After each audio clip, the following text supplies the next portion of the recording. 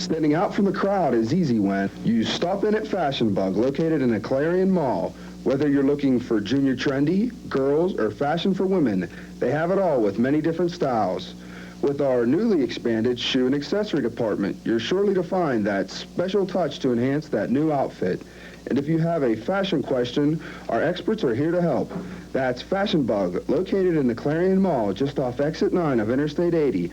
Open Monday through Saturday, 10 a.m. till 9 p.m. Sunday from noon till 5.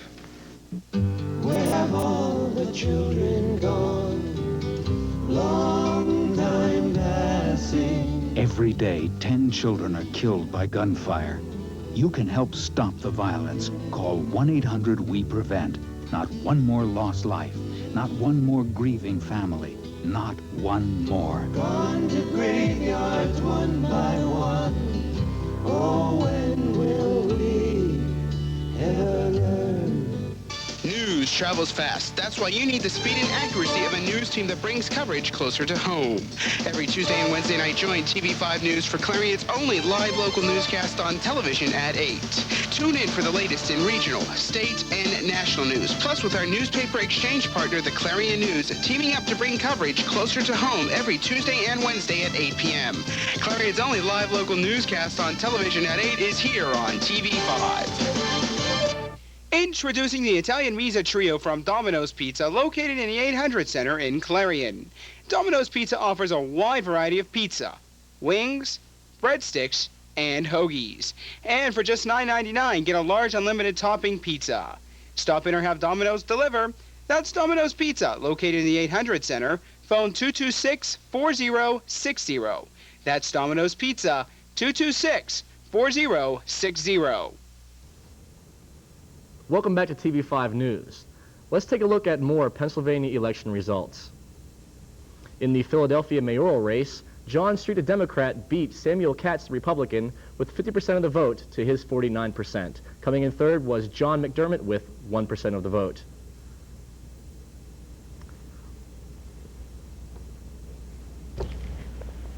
Right now, we'll take a look at tonight's installment of the Financial Beat with Gary Martin. Here we go. In a recent survey, 45% of women reported they are primarily responsible for investment decisions in their households. It's important for women to be informed, active investors. In fact, it may even be more essential for women. Why? For one thing, women outlive men on average by about 7 years. Furthermore, women typically earn less than men, so their retirement benefits tend to be lower. With less money and longer lifespans, women run a bigger risk of outliving their resources. That's why it's so vital for women to become good investors. Yet some evidence suggests that women are not as confident as men when it comes to making investment decisions. Fortunately, changing times are working in women's favor. With income increasing and job responsibilities improving, women should continue to gain confidence in their investment ability, and that's good news for everybody. With TV5's Financial Beat, I'm Gary Martin, your Clarion Edward Jones investment representative, member SIP. If there's a topic you would like to see us cover, write to us at TV5 Becker Hall, Clarion University, Clarion, Pennsylvania, 16214. We are not able to answer individual questions concerning financial advice. And joining us now is TV5's own Mark Despotakis with election results coverage. Mark? Well, Dave, last night at the Free Library, we spoke to some candidates who are now the candidates-elect for county commissioner and county auditor, about where they plan to go with the county. Take a look. Election 99 proved to be one of the largest that Clarion County has seen in the last few years. The election of 3 new commissioners and the possibility of the 3 county auditors being replaced with a single county controller were the top issues this year. Last night, as results were still coming in, I had the chance to sit down with some of the candidates who have since won their respective races about their thoughts on county issues.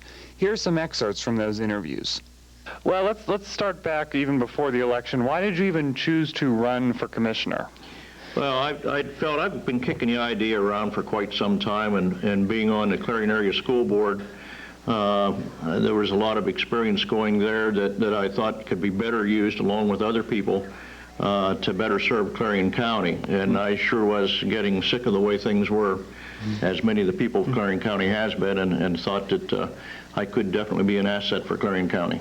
Okay. Seipert, who has won one of the county commissioner seats, said that budget issues and opening the lines of communication are large concerns for the county. Right at the minute, we don't know what's in the budget, whether there's going to be anything left to take us into the year 2000 or not. It's all speculation. We won't know till the bottom line's done.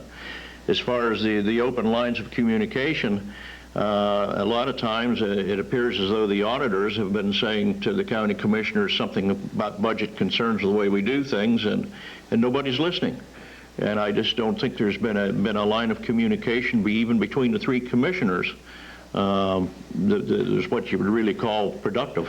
I also spoke with another successful county commissioner candidate, Donna Hartle, about why she chose to run for commissioner. Had quite a few people ask me. They felt that with my abilities, my past experience with county government for 26 years, that I should run. And I decided long ago, no, I wasn't going to do this. And the more I had the people ask me, the more I thought, well, if the support is out there, maybe I should do this. And I feel that if I didn't, and with my experience and my knowledge in county government, I would be shortchanging a lot of people if I didn't. So I felt that it was my obligation and my duty to do so.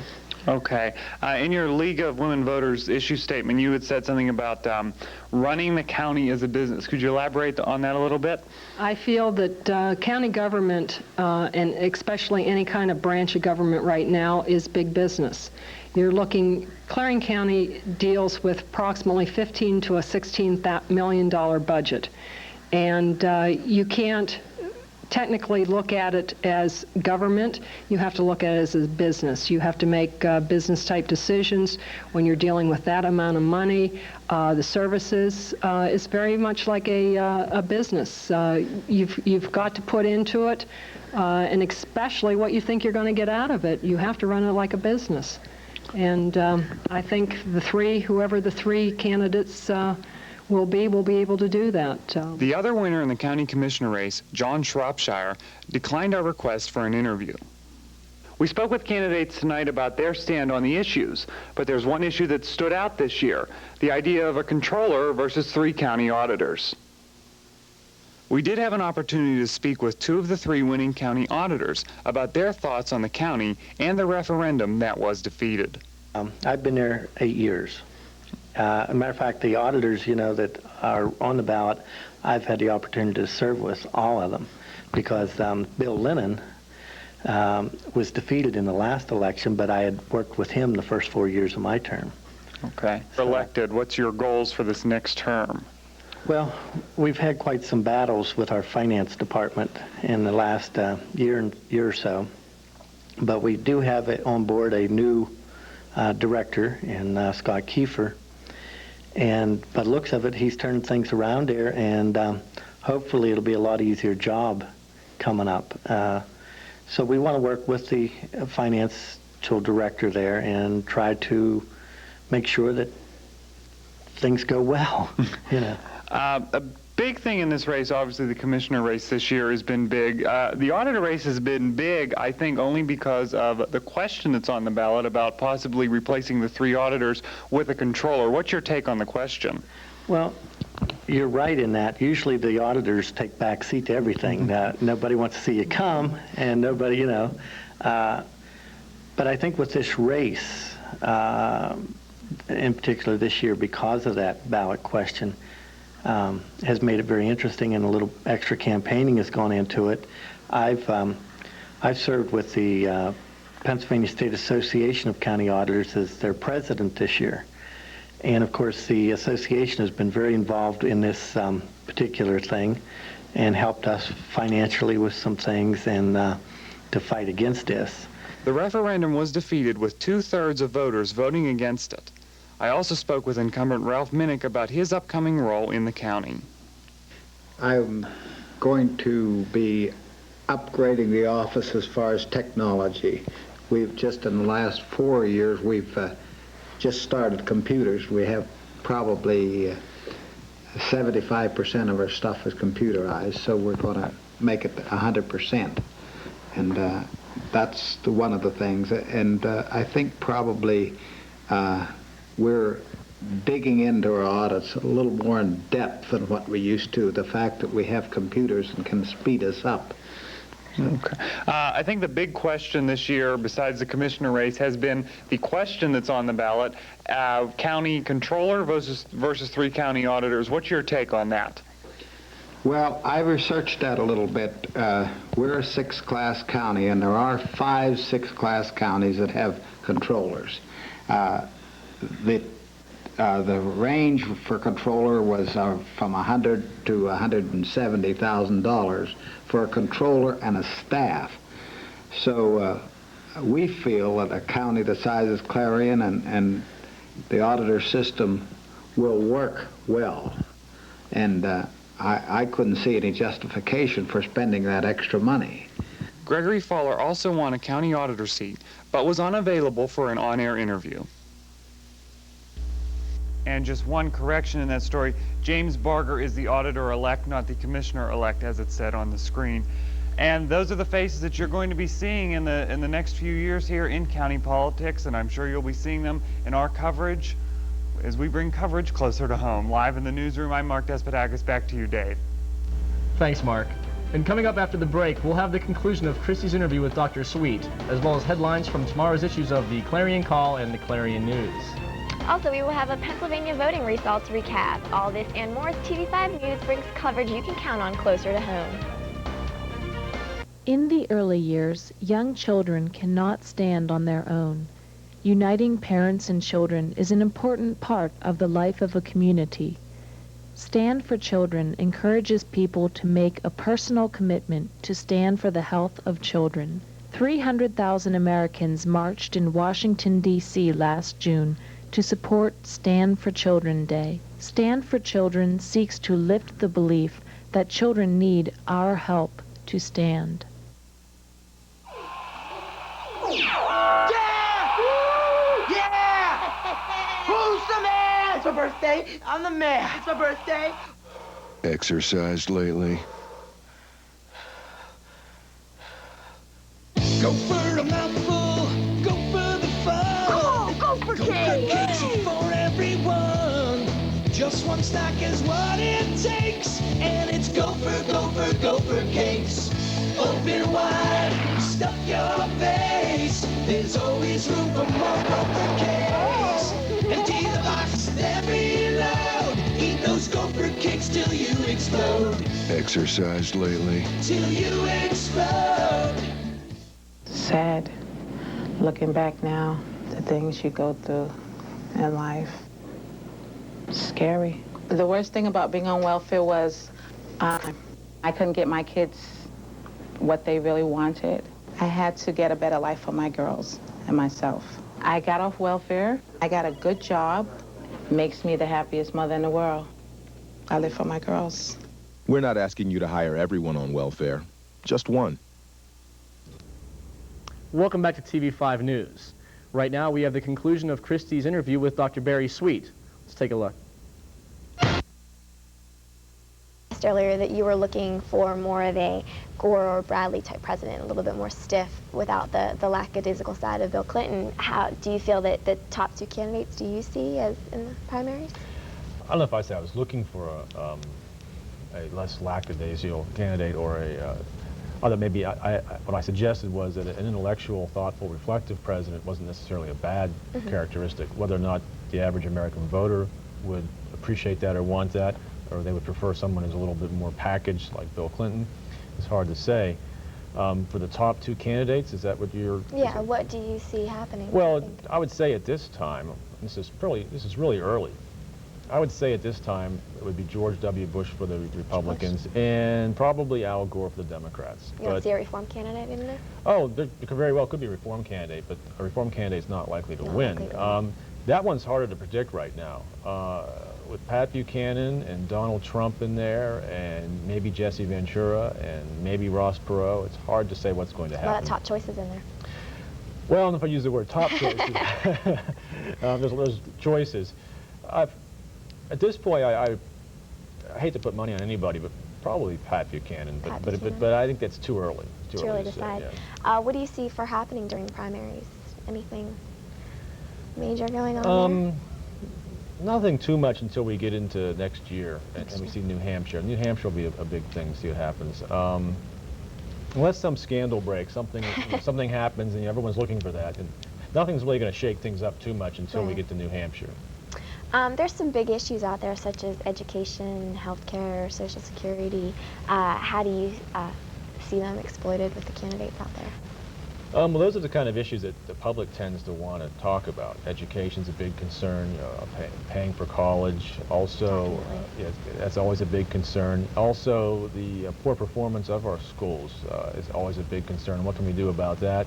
And the candidates differ on this. Bradley at times has gone for vouchers, as some of the Republicans. Al Gore said he doesn't like the idea of vouchers. He wants to support our public schools more.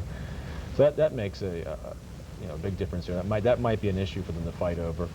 Social Security is another big issue, although no one really has any solutions. Everyone keeps pointing to it and saying, we're going to solve this problem, or saying, Clinton says the Republicans are going to ruin Social Security. The Republicans say no.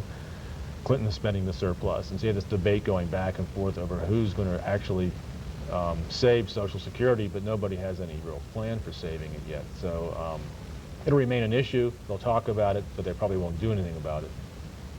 Okay. What campaign so far do you see has been most effective for the campaign running? I mean, I know it's a little early to tell, but they've all kind of had some stuff out there on news and commercials and... Yeah, it's kind of early to tell. If you measured effectiveness by who has the most commanding lead in the polls, it would be George W. Bush. But really, it's hard to say whether or not his campaign has done that, or just because he's had a strong network. He's raised a lot of money, and he has, I think he's raised close to 70 million. People perceive him as the winner, and so therefore, so it's sort of almost a self-fulfilling prophecy. And so at this point, I'd say he has the most effective campaign, but that could change. It's so early. Lady Dole, how do you see her as vice president, or see her as a running candidate? I think it would be an interesting choice, perhaps a good choice for assuming George W. Bush is the nominee. Elizabeth Dole has proven that she can attract support and votes, not as well as George W. Bush, obviously. She has a good record. She's worked in a couple administrations, and so I think it would be a good choice because she's a conservative woman, and that'll appeal to conservatives. Plus the fact, the gender issue, she will appeal to women voters.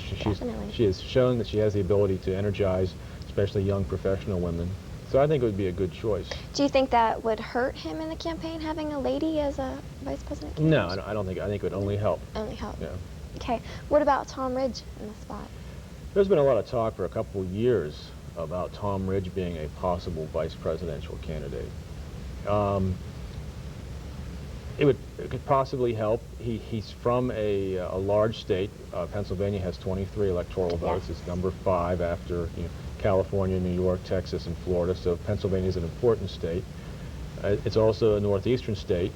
George W. Bush is from Texas, and typically you find candidates trying to balance the ticket, people from different parts of the country. So you'd have a southern Republican from Texas, and you have a northern Republican from Pennsylvania. So that would probably help balance out the ticket. So that would probably be a relatively good choice also, although I think that Elizabeth Dole would be a better choice. You think Elizabeth Dole is a better choice? Yeah. Okay. Foreign policy, how do you think that it has been initiated into this election? Well, Pat Buchanan certainly seems to be an isolationist, and depends on how much he can agitate that. He thinks Americans are too involved around the world, it's too expensive, and he would argue that we should be withdraw back to the North America and sort of ignore the rest of the world. He's gotten a lot of criticism recently over his book and about saying how we should have stayed out of World War II. Hitler wasn't a threat to us. That's not a position that other candidates are taking. George W. Bush has criticized Pat Buchanan for that, and so is Gore has been critical of that. So it's hard to say how they differ too much. Although there is a concern that the United States perhaps is overextending itself. We're getting now down into Indonesia with the problems down there, and Kosovo, Bosnia, and Haiti.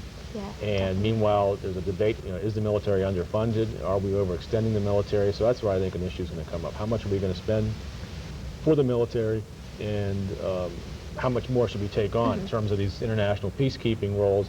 Another issue related to that, I think, would be our contributions to the UN. To the UN. I think Al Gore would probably, like President Kennedy, would like us to pay up our dues. We're right. hundreds of millions of dollars behind in our dues to the UN, and but the Republicans have been less willing to pay that money. So that's another issue, probably our relationship with the UN. Okay. Well, thank you very much. We're going to go over back to Dave now. So thank you very much. Okay, we appreciated this. Thanks for having me. Okay. Thanks, Christy. Now let's take a look at Clarion County election results. For county commissioners, we have David G. Seifert, Republican, with 17%, Glenn R. Watson, Republican, with 17%, Donna R. Hartle, Democrat, with 26%, John S. Shropshire, Democrat, with 19%, Paul A. Weaver, incumbent independent, 16%, and Vernon L. Etzel, Libertarian Party, at 4%. And for the county prothonotary, we have Chris Baker, Republican, with 34%, Mary Jane McCall, Democrat, with 66%. And the county register and recorder, Greg Mortimer, Republican, 74% of the vote, and Leah A. Reimer, the Democrat, with 26% of the vote. For county treasurer, Robert J. Lewis, Republican, 32% of the vote, Teresa M. Snyder, Democrat, with 68% of the vote. County district attorney, Ronald T. Elliott, Republican, 49%, and Mark T. Aaron, Democrat, 51%. Ralph H. Minnick, Jr., county auditor, with 29%, William Lennon, Republican, 21%, James C. Barger, Democrat, 23%, Gregory A. Fowler, Democrat, with 28%. Clarion Borough Council, S. Brad Leonard, Republican, with 37%, Earl Zerfoss, Republican, Democrat, 29%, Joanne Vavrek, Democrat, 34%. Clarion Borough Assessor, Betty June Kinter, Democrat, with 100% of the vote. And now over to our very own Dave Marsh with tomorrow's highlights of the Clarion Call.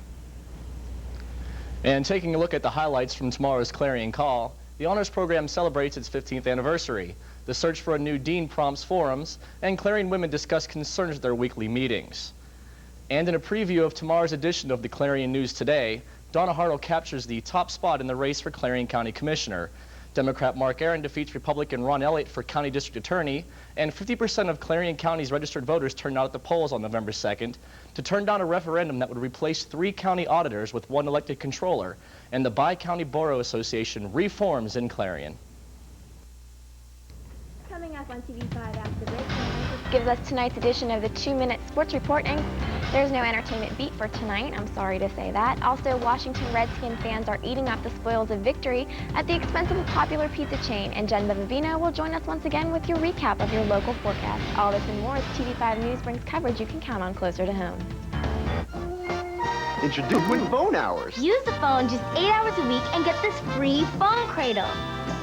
Use it 12 hours and get a speakerphone. Use it 15 hours and get this cool headset. Or stay on the phone 20 hours a week and get a pasty complexion, flabby body, and a great new nickname at school. Exercised lately?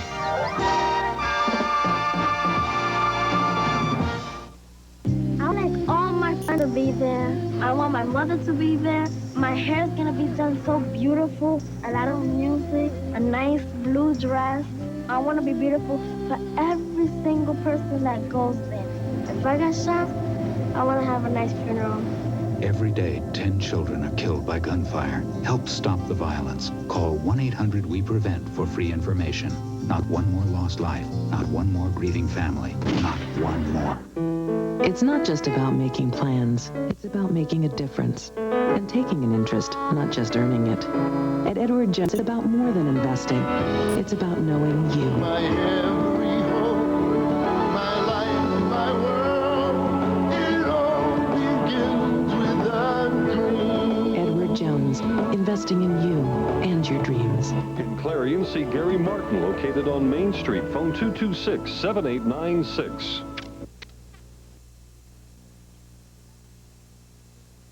Sports in 3 minutes. Let's start with the NFL, where the big game this week was the early MVP candidate Kurt Warner and the Rams versus the Titans of Tennessee. The first half was all Tennessee, but the Rams came to within 3 points to keep the game close.